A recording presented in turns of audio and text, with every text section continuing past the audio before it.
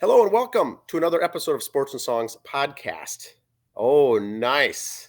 Ho, ho, ho from Santa. Chris, Santa was good to you, Andy. Yes. Andy, we're on season 5, episode number 9. Tonight's the sports edition. Today is January 1st, New Year's 2024. And so what are you wearing there? You got a Gophers I got my sweatshirt? Gopher sweatshirt on, but I got my Kraken hat. You know, I was doing some Little shopping and convenience almost picked up a Seattle Kraken hat the other day at the mall. And I'd like to get their cap. I did not get the tentacle like I asked for, but I did get a hat instead. Nice. Shipping. Well, Happy New Year, everybody, to the listeners out there. Our first show of 2024. And what we'll do, Andy, is this. Let's start off with the trivia question relating to that very Seattle Kraken team. Segues. We're working on our segues this year, yes. So today is the 15th installment of the NHL Winter Classic, where they play the outdoor. They pick a Major League Baseball stadium outdoors and play it, or college football, or sometimes they've even used pro football, but typically they're baseball. They move it around and have two teams play that are high profile, big names or something. And in that area too, like Seattle and Vegas, they weren't going to have Seattle and Tampa play each other. They kind of keep it regional. So they elected Seattle to host it because they could have the Seattle Kraken play. They've only been in the league 3 years, I think, against the Vegas Golden Knights. Oh, the Knights. The Golden Knights from Vegas, I think has only been around also for and they're defending champs. They're the defending champs. It's the two newest expansion teams. They hosted it in Seattle, opened the roof for the Seattle baseball, the Mariners, where they play, and put the ice arena hockey down there and got all these fans in to watch these. Now, I turned it on for a little bit. Not a big hockey fan, but turned it on. Thought the uniforms were kind of weird or strange or different. So I looked them up. And now I'm tying into the trivia question. I looked them up, and I didn't know this, but typically on those Winter Classic, they always do the throwbacks. They'll always wear the throwback sweaters. They try to make it fun. It's outdoors. It's old school. It's in the elements, and they wear the throwback. And so it got me thinking that Vegas is new. There hasn't been hockey in Vegas. What are they going to wear for throwbacks? Because I didn't know where the jerseys came from. The Seattle Kraken was not their normal jerseys. It was throwback. But I didn't know where it came from. So the question is, where do the Kraken uniforms and the Knights, both, we'll go with both, where do they come from? Where do they get the uniforms or the ideas for the uniforms for throwback for both teams for today's event? All right. We'll get the answer at the end of the show. But anyway, for those of you watching, the uniforms are different, kind of weird throwback, and we're used to throwback, but the teams are both new. The teams are both new in the expansion of NHL. So that was the question. I'm going to bring up your notes here. Yes. First of all, yes, our friend Rhino at Town Ball Tuesday has an event coming up on Sunday at the Hit Club, the batting cages out in Arden Hills. Oh, yes. Now you can drop off stuff for supporting baseball in Colombia. Cambodia. I'm sorry. Cambodia. He's got it on his Twitter page. He's got it. He just put it on his Facebook today. We have it here and we've shared it. A lot of the Town Ball teams have shared it. I've noticed on the social media. So you can just find his information out there. If you're listening, that's where you have to go. If you're watching, just kind of hold this page for a little bit, hit pause. There's all your info, what they're looking for. Batting gloves, youth attire, spikes, cleats, etc. You can reach out to him at Town Ball Tuesday on Twitter, or he's got his email address on there too. Questions, concerns, either that or you can get a hold of us here at the show too, and we could pass information on to Rhino on that. That's big work in progress. We've donated some things before. He goes out there once a year and delivers baseball equipment and such, and then he posts it on social media. And now he's getting the next thing ready. In Minnesota here, Andy, outdoor baseball, of course, it's non-existent here in the winter. But the Hit Club, for those unfamiliar, it's a batting cage. It's a service that people have actually baseball leagues and tournaments and stuff. It's indoor cage. You can play and sign up and go to leagues and stuff. It's not just the hitting, but they do the hit tracks. It does how far the ball went. Was it an out? Was it a single? Yep. Is there a runner on base? If you hit a double, will that score the run? They play these, I don't know if they're 3 or 6 inning games or 9 inning games. with the players. It's unbelievable to see the hits, runs, and things, and you actually have win-loss standings, and that's where they take place. And that a lot of the town ball groups in the over 35 league here in the state of Minnesota, in the Twin Cities, gather and do things there at the Hit Club. Very popular place up in Arden Hills. And not only stuff, if you have things to donate, like Rhino said before too, the stuff doesn't ship for free. So if you want to donate some cash to get a hold of Rhino, he'll always take cash to help with shipping also. Oh, yes. So he is shipping it over there. That's right. Sometimes he ships it, sometimes he goes. He goes and makes a delivery, but he also ships it during the year. So he does need funds there for the shipping. That's right. Yes. Starting off with a soapbox for you, Dan. I like it. Get the new year off to a bang. Uh-oh. Here we go. All right. Georgia's won the last 2 times they've been in, 63-3 this year and 65-7 last year. Okay. A lot of it is just because of, players sitting out. Now, Georgia had a lot of guys that were injured or transfer portal. Okay. And Florida State has had a lot of opted out to injury, a lot of transfer out. Coach for Georgia, he's even got a problem with it. And this is my problem too. These kids are just like, I'm going to take my ball and go home. I'm not a starter here. I'm not playing enough here. Look at all those guys that are transferring out on the Georgia side and on the Florida side. That's a team. So if guys, for a team right there. You went to a college, you signed a contract for a 4-year scholarship, but after a year, coach makes me run too hard. Oh, cry. I'm a prima donna, whatever. You're at Georgia. You're going to be in the top 4, top 6 at least every year. Florida State, you're getting scouts down there in Florida. What do you want to transfer out for? That part I don't understand. The guys who are claiming injury or I got to get ready for the draft. What better way to show off your skills in a draft than a bowl game? You play 3 or 4 games at the beginning of the year against JUCO schools or Division III, Division II schools. Now I know we support Division II here, so I'm not ripping on them, but still, you're playing easier talent, not as capable talent. You're at Georgia, for crying out loud, or Florida State. You're in a great conference. You got tough talent there. You want to sit out a bowl game because you want to go ready for the draft? What kind of attitude is that? I don't want a player who's going to not play because, I don't want to play this game. I might get hurt. You're playing football, dude. You're going to get hurt. How many times do we hear a year? It happened with that quarterback a couple years ago who just blew a knee in a non-contact drill. It happens. So not going to play in a game for the draft. And this is another reason why I'm so sick of the bowl games. No one plays in them. They're not in the championship. They don't want to play. I'm going to take my ball and go home. And tonight we saw Michigan and Alabama and Washington and Texas. They haven't played for a month. So they had to get all these other worthless bowl games in that no one wanted to play in. Give them a week off. Let's hit the playoffs and be done with it. NASCAR. Sad news in NASCAR. Cale Yarborough passed away there today. Cale Yarborough was one of the first guys I started kind of liking when I was a kid watching NASCAR. He had the Hardee's car. And if you just looked at Cale Yarborough, he just kind of looked like a dad. He looked like a car guy. And that's what attracted me to him. He just looked like a car guy. And he had the Hardee's car. I was a fat little kid. Of course, I'm going to like the Hardee's car.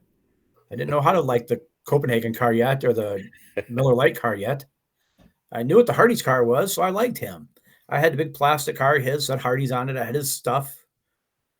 But yeah, he passed away. Nothing major, just age. Just had a good life. So look for NASCAR to maybe do some stuff for Cale this year. Tributes and stuff like that. So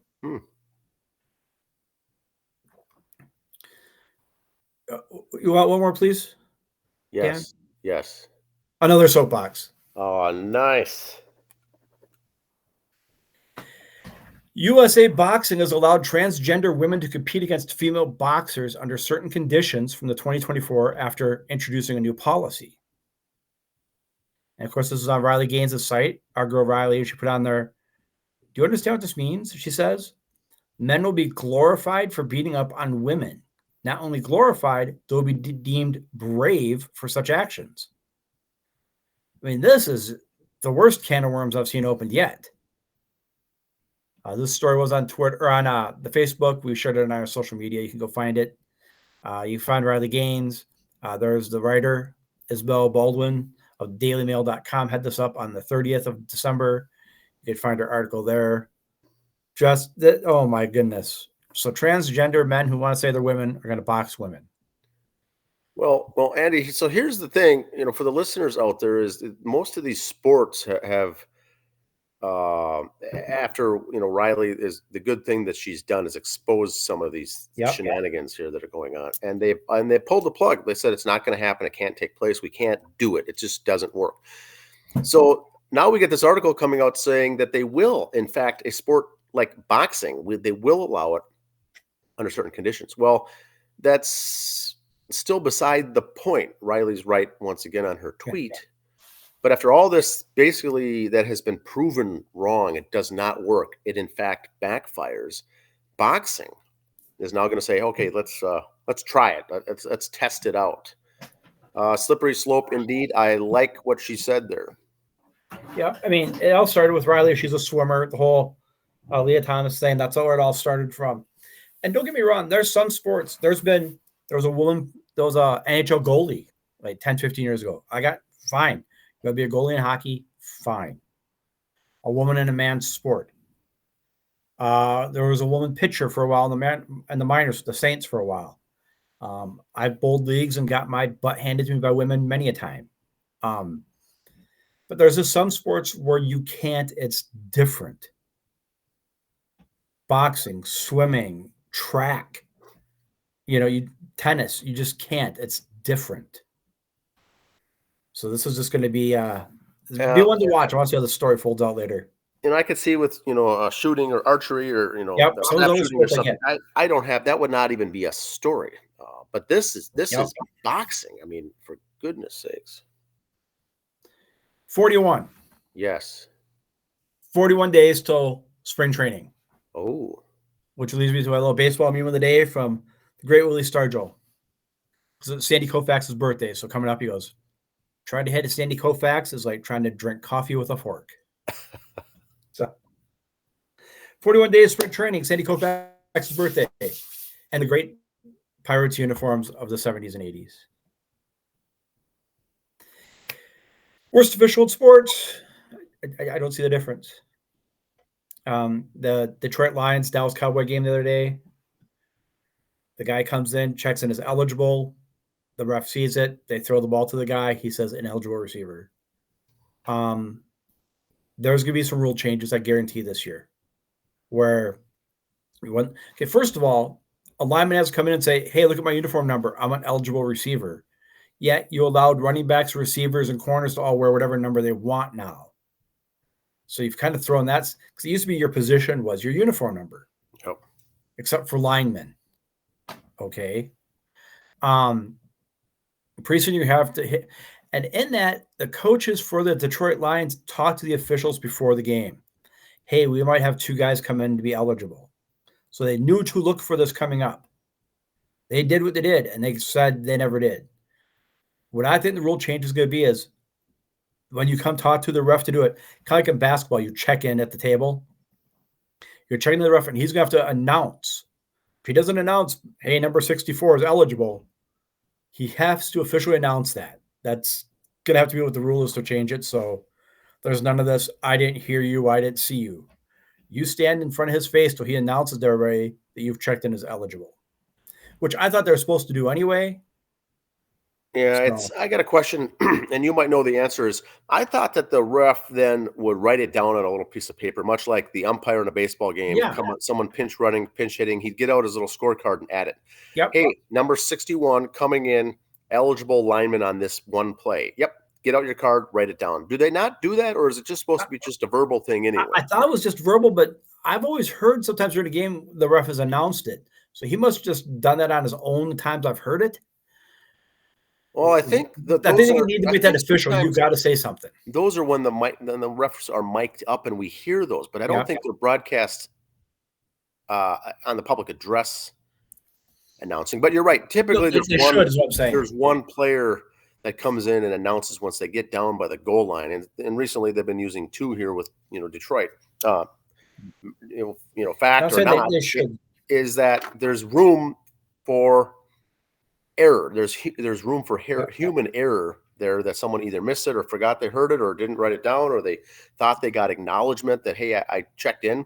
So they go to the replay and they show the player going up to the ref, Right. as if he's checking himself in. Well, the ref is talking to someone else, another player. The other player walks away, and there's no confirmation there that he got checked in. Well, he thought it was a different player. He said number He 70 thought it was checked in. someone else, and then so now there's confusion.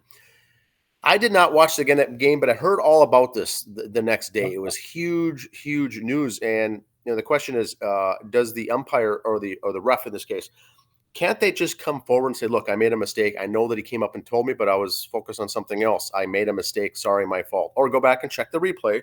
Yes, Again, he did come up to me. We'll overturn the call, and it's a touchdown. How hard can it be?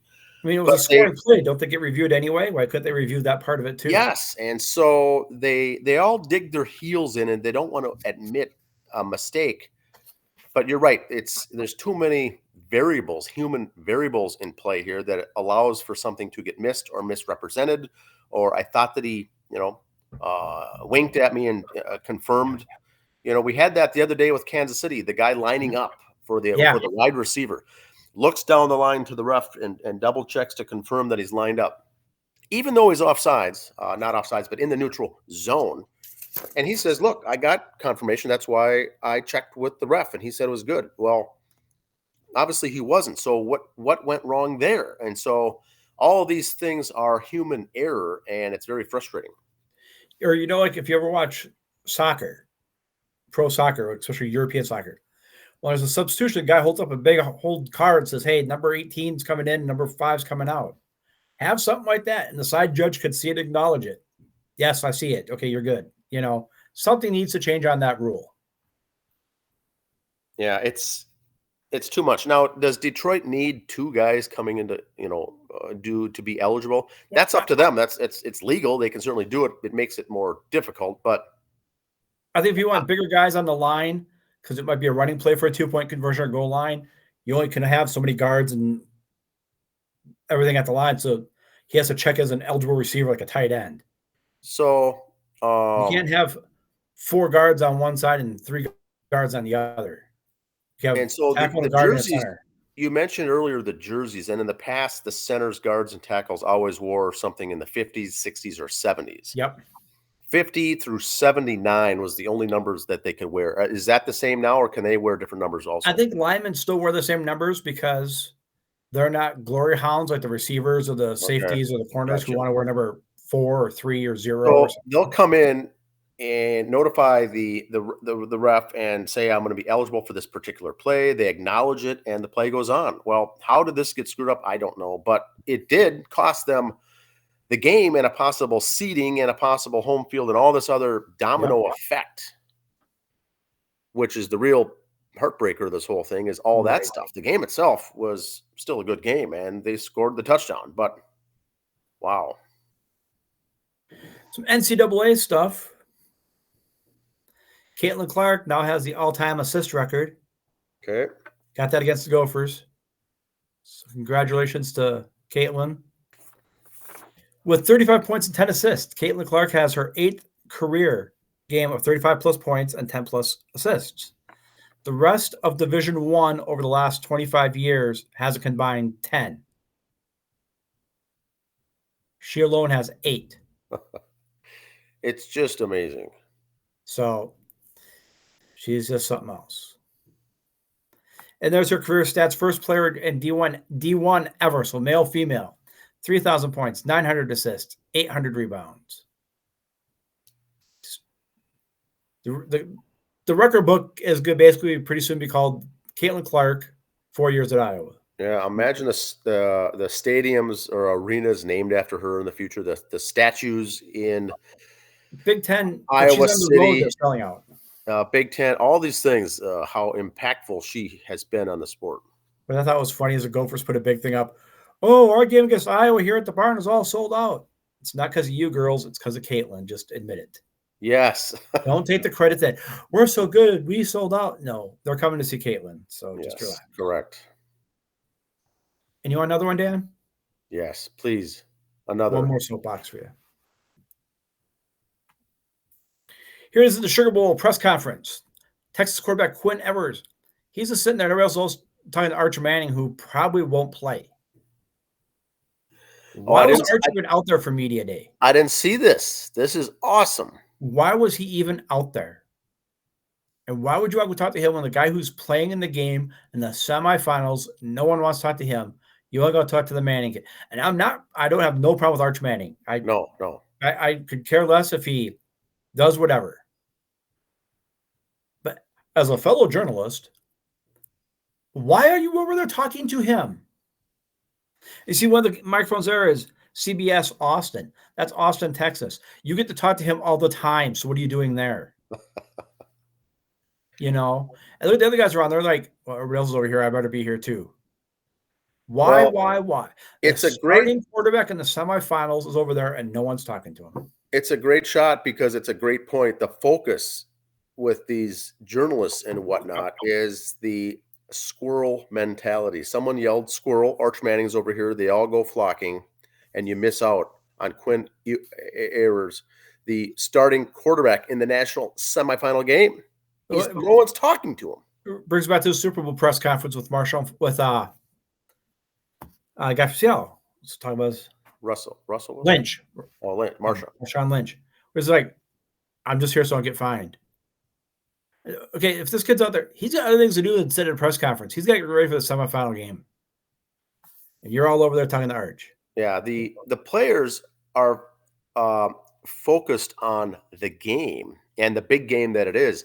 The media is the ones that came up with this, media day, media event, and forced the kids to go down there. They demand we want to talk to them.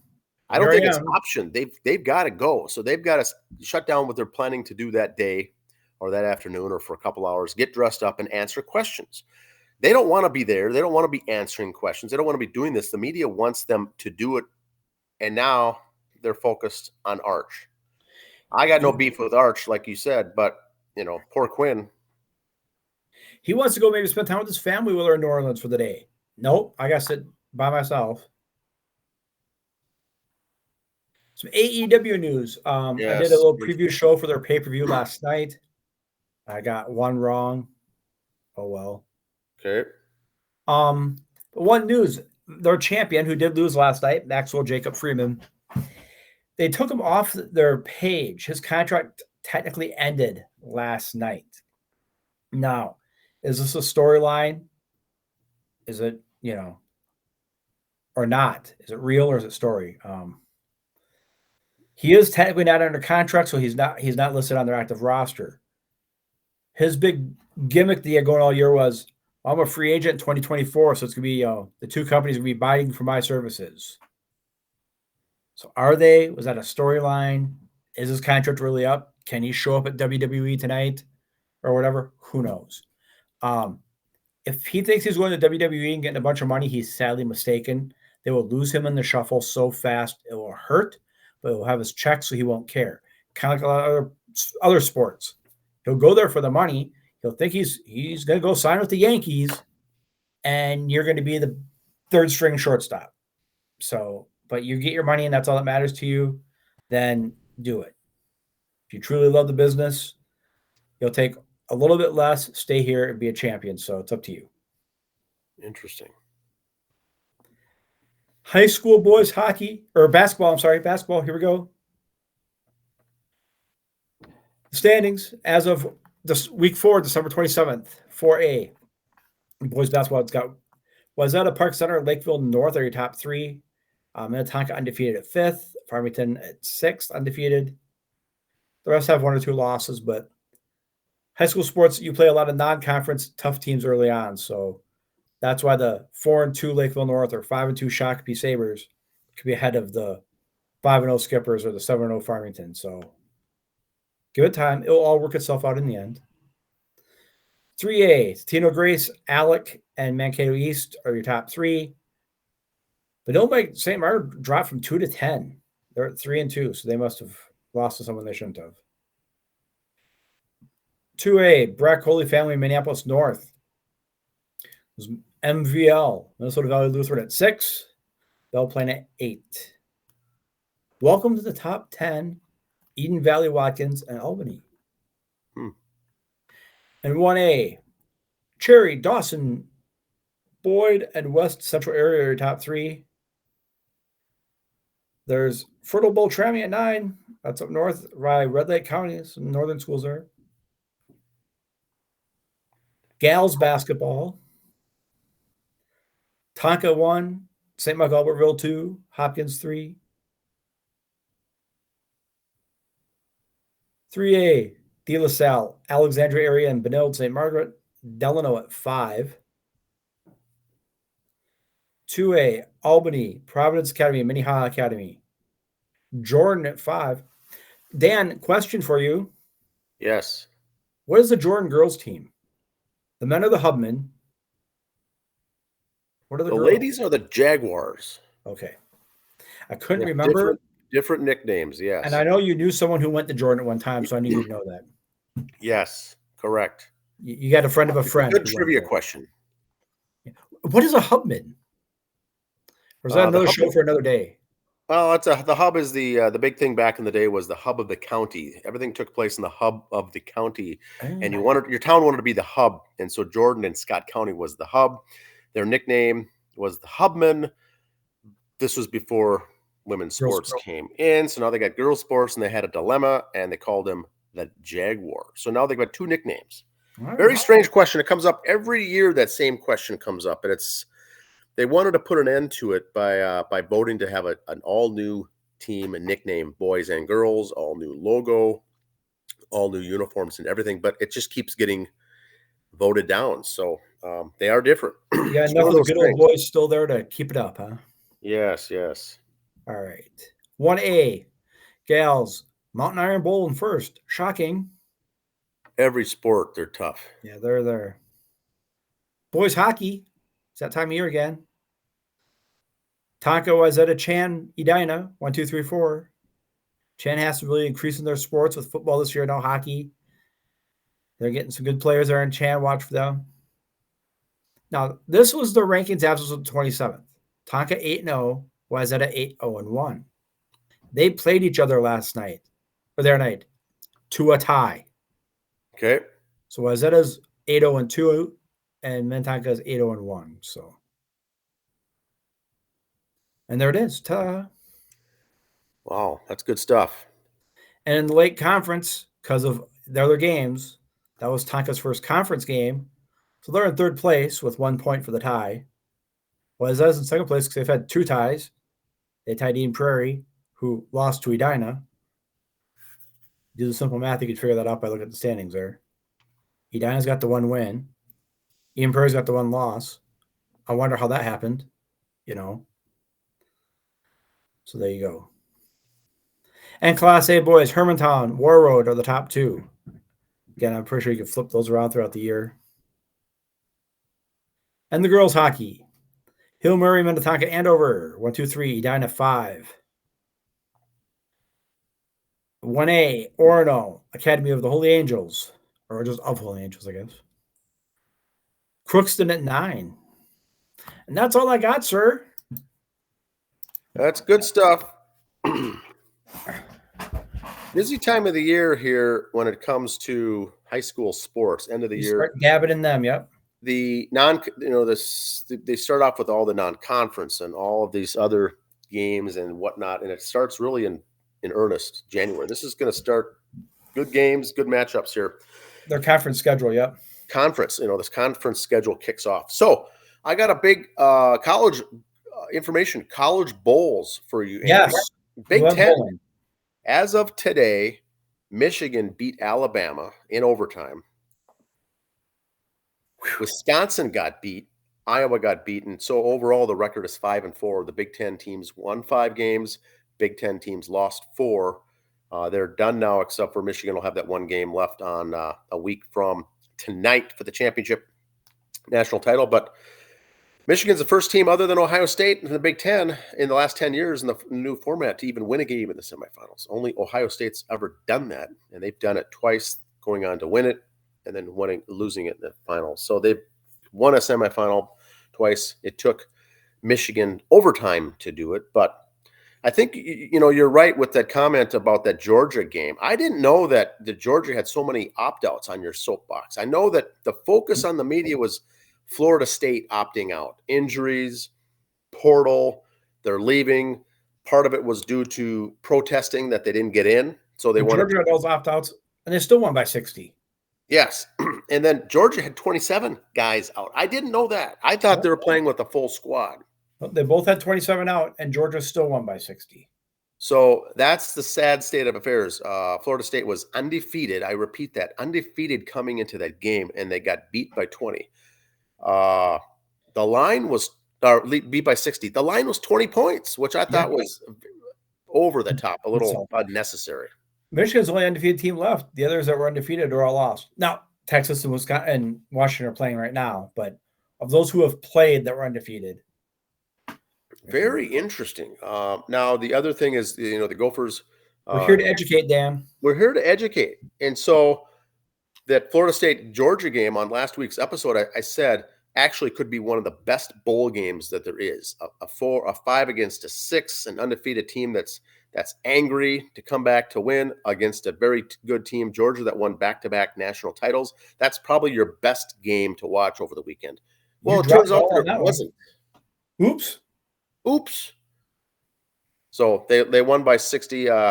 They had a largest margin of victory in last year's game, I think, in the title game. And now this year, Georgia beat their own record of margin. By this time, they went to 60 point. They scored over 60 back-to-back times in a bowl game, and they were a high-ranked team where they should. So they played the Gophers. One was a national title game, and one was a 5 against a 6. Two teams that should have been in the 3-4 game. Yes. So that's how good that program is. Once again, those teams, the SEC is just unbelievable. Now, the other news here, Andy, is this. I'm going to bring this up. The news that made news here this week, in fact, today, we've been covering a lot of the XFL. What's that? It was all the talk in the break room here at the studio. Yes, it was. They announced, I think a couple days ago or 2 days ago, the XFL, we've covered this a lot. What are they going to do? XFL has 8 teams. USFL have 8 teams. One team league runs, I think, March and April. The other one runs May to June. What are they going to do? They're both losing money. They're going to have to get combined. They're going to have to combine sooner or later. So they announced it. They announced they're going to form the UFL, combining from a business standpoint the XFL and the USFL into one league. Fair enough. They're going to start playing March 30th. No surprise by anybody. But then today they announced the teams. They have a USFL division and an XFL division. So it's not what most people thought. These 8 teams and these 8 teams are going to combine and have a 16-team league. They still can't really make ends meet unless they only have 8 teams. So they picked 4 from the USFL, 4 from the XFL, and that's going to be the UFL. So if you look at the graphic there on the right, there's only 8 teams. Those are the teams.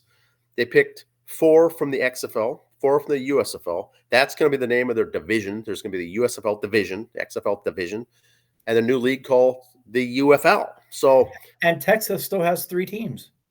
Yes, and so the other teams, what's going to happen, and the purpose for this segment here, the announcement was one thing, not that big of a deal, but now you have 4 teams and a roster full of players of 4 teams from the USFL and 4 teams from the XFL that now are going to, I believe they're going to dissolve from a business standpoint. They're going to shut those teams down.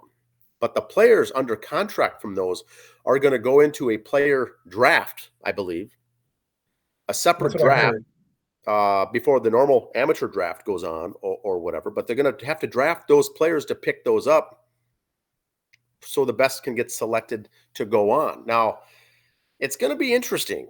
Most of those teams are already good or fairly good, but now you're going to beef up. And so they're going to be pretty good teams when they start picking up and drafting these other players. And so you've said it all along, Andy, the NFL needs like a minor leagues, and that's what this is ultimately going to turn into, a minor league program or a Class D, they call it over in Europe, NBA D, the D League. Yeah.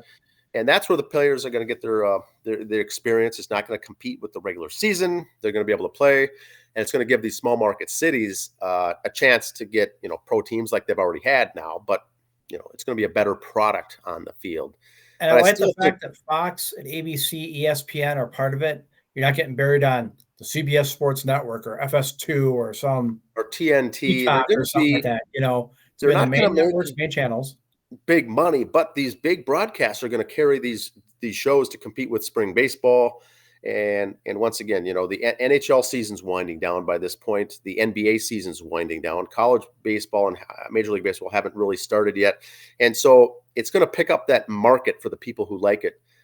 It's still going to be an afterthought for the average fan, I think, but it's going to help make it combined easier for these fantasy football leagues and such that had to run USFL. They're very weak. The fantasy football leagues for both these were very weak as far as companies willing to do it. Now that they're put together, it may be a better product there as well. But anyway, they're going to be starting March 30th, kicking off the season. And once again, I'm guessing it's a 10-game season, but those things have not been announced. Nothing has been announced. The head coaches have, the teams and the cities have been announced. That's it. And the 30th, that's baseball starts around that time. That's Easter weekend. Around Easter, and that's the second wave of football, because it's all going to end here on January 8th. The college football and also the FCS title game coming up. Those are the last two games now after this weekend, and there will be that lull there in January and February and March. End of March, it's going to be a whole new wave for this other league, but we'll see how they do. We'll cover it, of course, here on the show. We'll be your Minnesota podcast leader for the UFL. Yes, we will. Now, Andy, the trivia question. Yes. Okay. Repeat the question. I think I have one of the answers. Okay. So the Seattle Kraken, only 3 years in the NHL league, are taking on the Vegas Golden Knights. Who've been around for 4 years in the league, two new expansion teams. But the history of this Winter Classic that they have outside is for the teams to wear throwback sweaters.